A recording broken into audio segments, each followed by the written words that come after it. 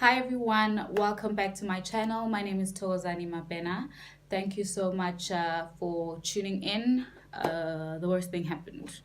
I had to retake this and redo my face and recenter myself to talk about what I was talking about because I made a rookie mistake and I lost my footage. Here we are again. First things first, I want to thank you guys for watching my previous videos. It takes a lot for someone that usually just shies away from attention and putting myself out there. I'm doing it and you guys are supporting it, so thank you so much. And to the people that have subscribed, thank you, thank you, thank you. I have a feeling it's people that I love, people that I know, so thank you guys. Thank you for your support and your love. Um,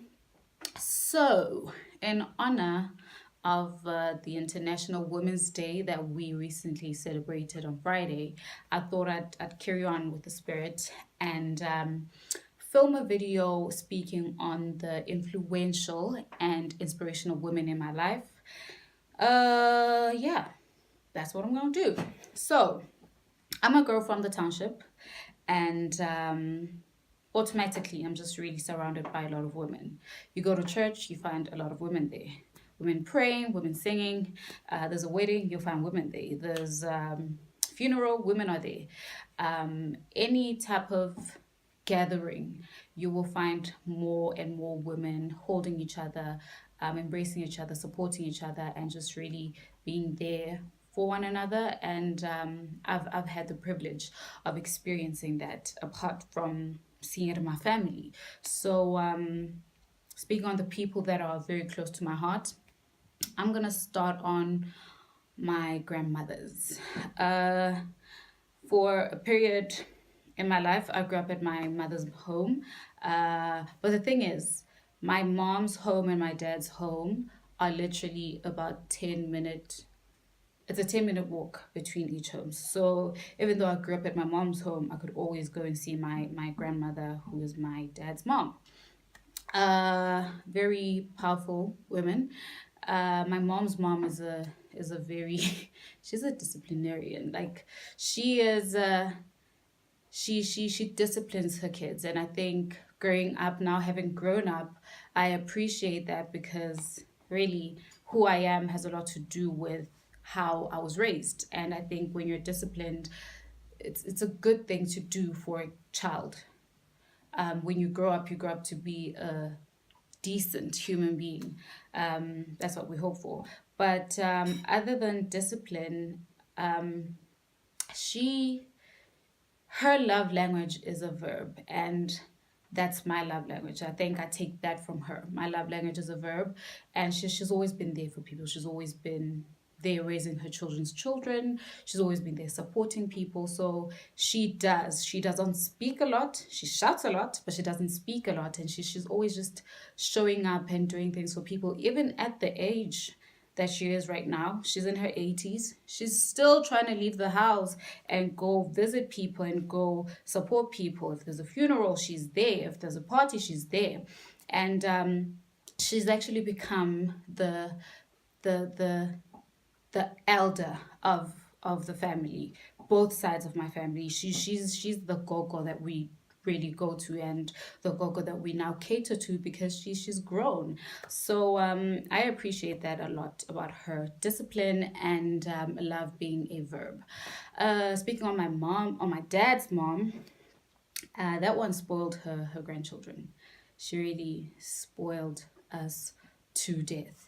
And the youngest always got the better treatment because everything, oh no, do this for the child. Oh no, the child this. Oh no, the child that. And she made us laugh a lot. She always wanted to see us laughing. She'd wake us up at 6 o'clock in the morning, not really go to you and shake you up. She'd sing in the kitchen and everyone would get up. By the time we get up, there's porridge on the stove. She was just always there to baby her grandchildren. And I think the one thing that I learned from her is being a straight shooter. Like she doesn't go around. She will let you know when she's happy, when she's not happy. She doesn't hide it. You will know when she's pleased with you, and you will know when she's not. She passed on in 2012, and we miss her a lot. My sister and I are always talking about her. If she hadn't dreamt about her, then I had the dream. So yeah, we miss her. Hmm. And then my third person, I'll speak on my older sister. She might cry because she's listening to this right now. But um my sister and I are the same, but we're different. I think we're the same because we were raised by our parents and our grandmothers and the people that we're surrounded by. But personality wise, I tend to be a little hard, which I'm learning to do away with because of her.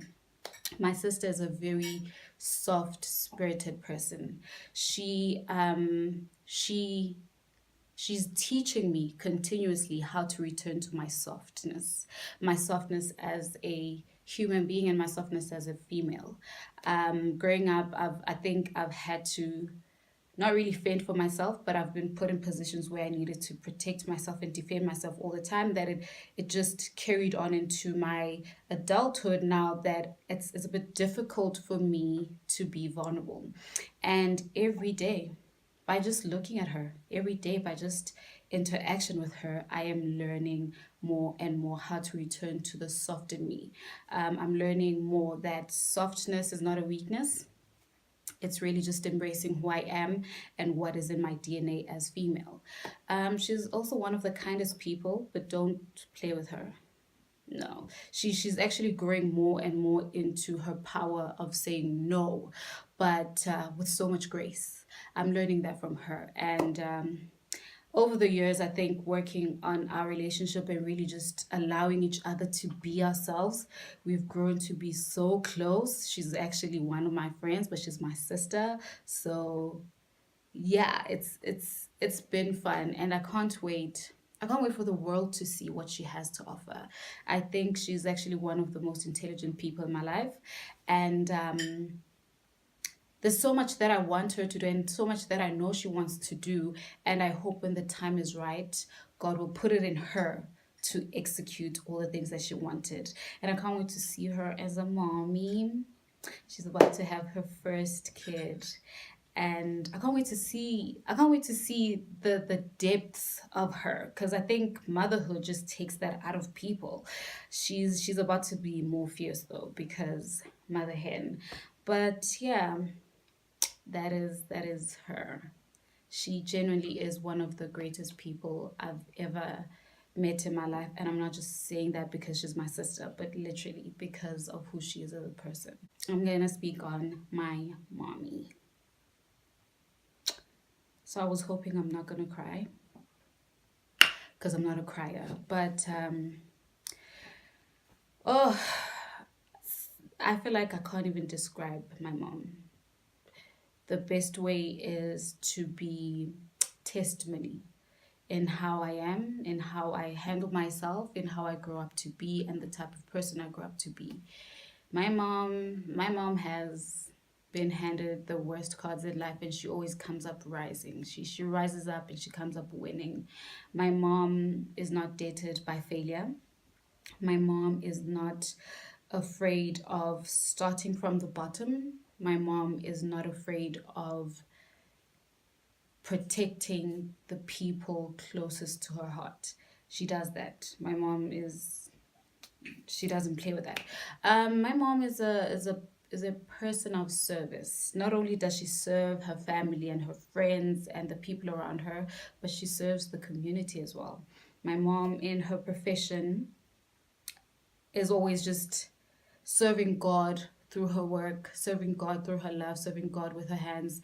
And whenever there's anything in the family, my mom will be called up. My mom will be there. My mom will go the extra mile to help people. And I think that's the one thing that I admire the most about her, the service that she renders to people without expecting. She really is.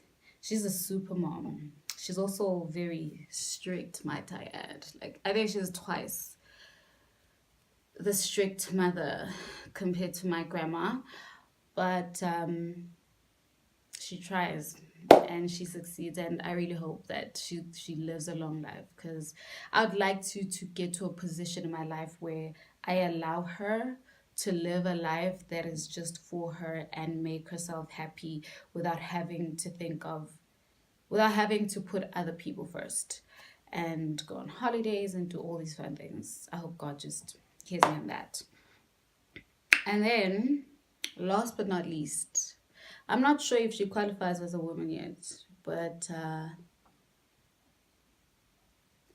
I'm gonna speak on my baby sister.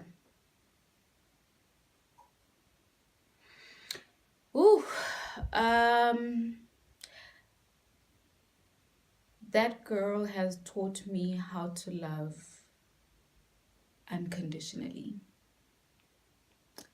She has taught me how to serve without expecting. And I think generally in life, that's one of the biggest things you could ever want to do. The gratitude and the beauty that comes with doing things for people without expecting. It's fulfilling. I can't explain it. It's soulfully, spiritually fulfilling. Um, she has taught me with my older sister how to be vulnerable and to really learn how to look beyond myself and understand that life is just about beyond than what I am and who I am and what I want. So she really is my baby, and I'm about to have another baby. Like, I'm a deputy mom, but she's been the light of my life, and she's been a warrior. So she qualifies to be on this list. Um,